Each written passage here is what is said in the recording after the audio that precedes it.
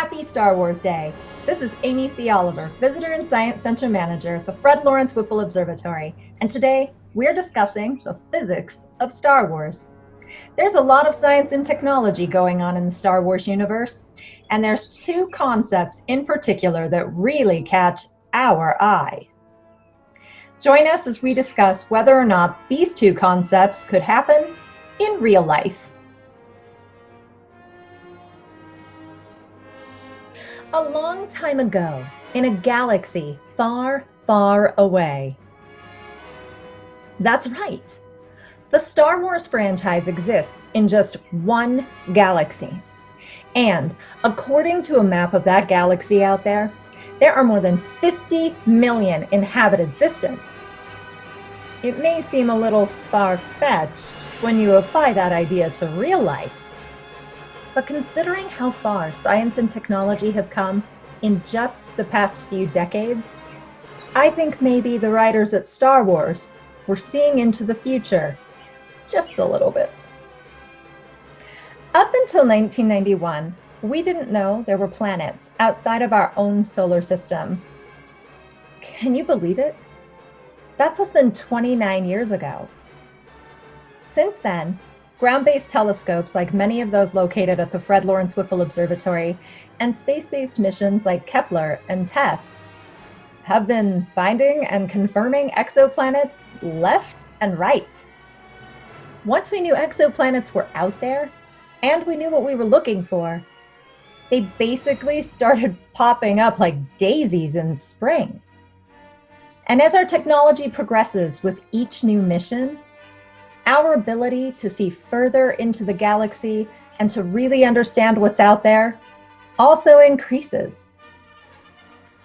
As of May 2nd, 2020, there are more than 4,000 confirmed exoplanets. The TESS mission alone is expected to discover more than 20,000 exoplanets during its run. Imagine what's going to happen when the James Webb Space Telescope makes it to space. But what about these planets that we keep hearing about in Star Wars? We hear about planets like Naboo, Tatooine, Hoth, Nal Hutta. If you remember, that's where Jabba the Hutt is from, and even Dagobah. They range from the deserty desert of Tatooine to the swampiest swamps that ever swamped on Dagobah.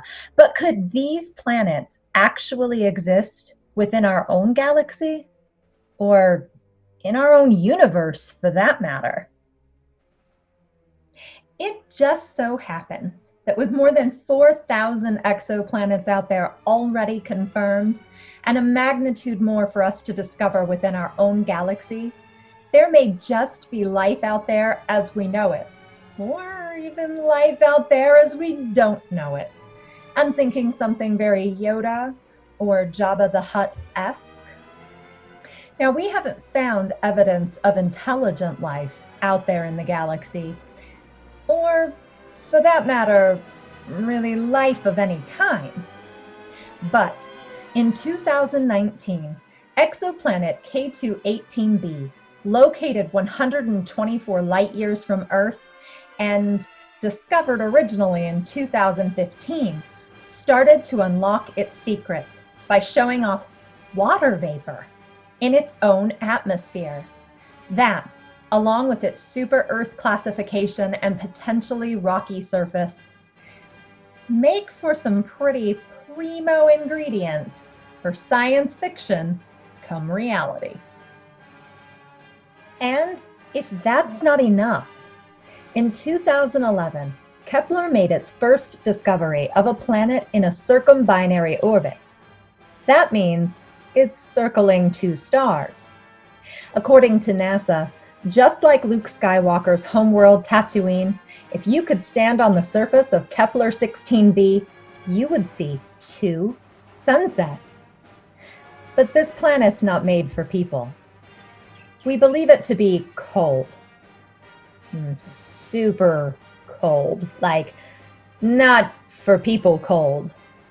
It's also a very gaseous planet, although it may have some rocky components to its surface. It also exists outside of the habitable zone of both of its stars. Bummer. The good news is that two star systems have turned out to be not so uncommon in our galaxy. And that means there just may be a Tatooine out there yet for us to discover.